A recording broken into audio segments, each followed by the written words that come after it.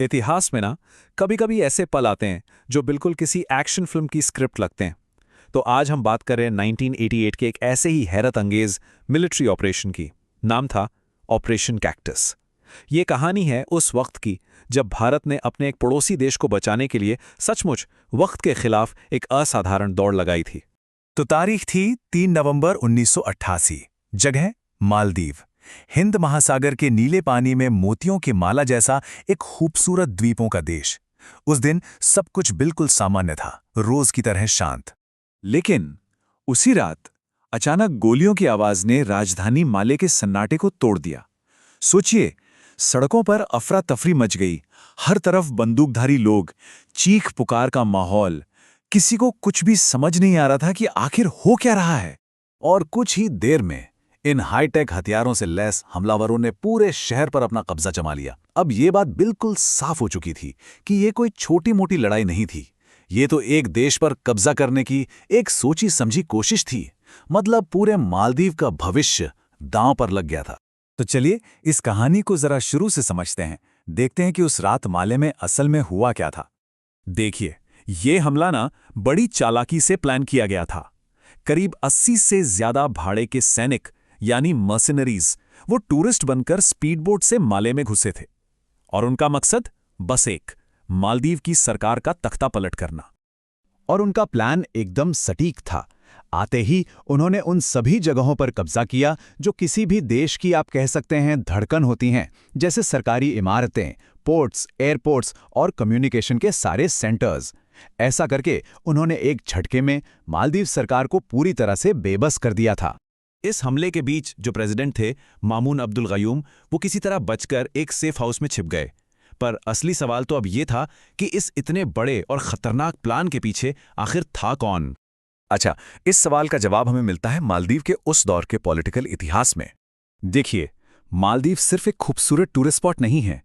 हिंद महासागर में इसकी जो लोकेशन है ना, वो इससे दुनिया के सबसे बिजी शिपिंग रूट्स के बीच में ला खड़ा करती है।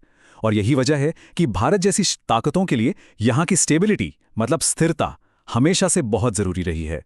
प्रेसिडेंट गयूम के लिए सत्ता चलाना आसान नहीं था। जब वो 1978 में प्रेसिडेंट बने, देश की आर्थिक हालत ठीक नहीं थी।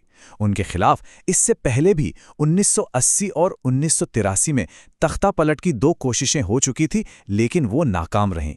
तो 1988 का ये जो हमला था, ये तीसरा और अब तक का सबसे खतरनाक था। तो इस बार साजिश का मास्टरमाइंड कौन था? वो था मालदीव का ही एक बिजनेसमैन, अब्दुल्ला लुथुफी। और उसकी मदद कौन कर रहा था?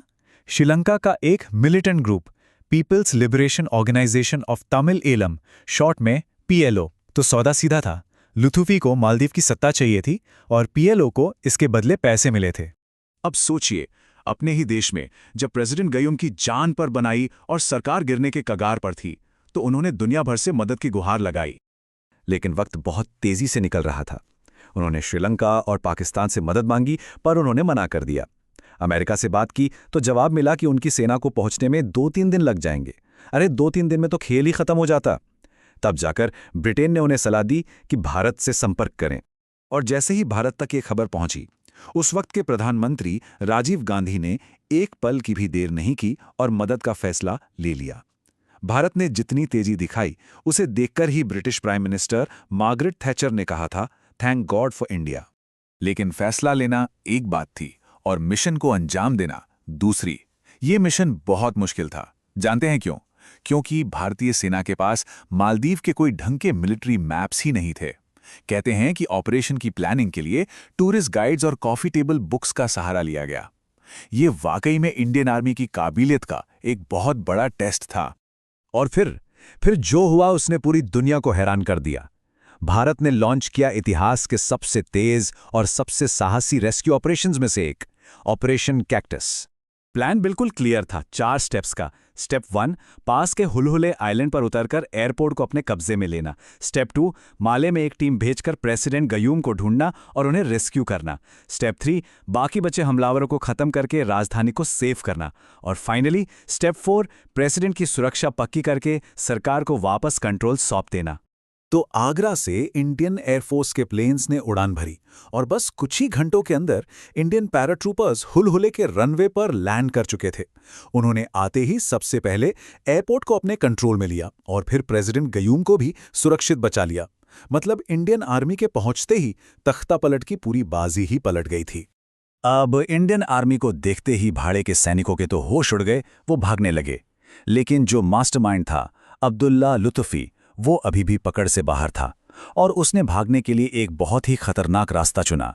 लुत्फी और उसके कुछ साथियों ने एक कार्गो शिप को हाईजैक कर लिया और सिर्फ इतना ही नहीं, उन्होंने मालदीव के एजुकेशन मिनिस्टर समेत कई लोगों को बंधक भी बना लिया और समुद्र की तरफ भाग निकले। लेकिन वो शायद भूल गए थे कि हिंद महासागर में उनका इंतजार कर रही थी इंडियन नेवी। INS गोदावरी और INS बेतवा, इन 2 जहाज़ों को उन्हें रोकने का काम सौंपा गया।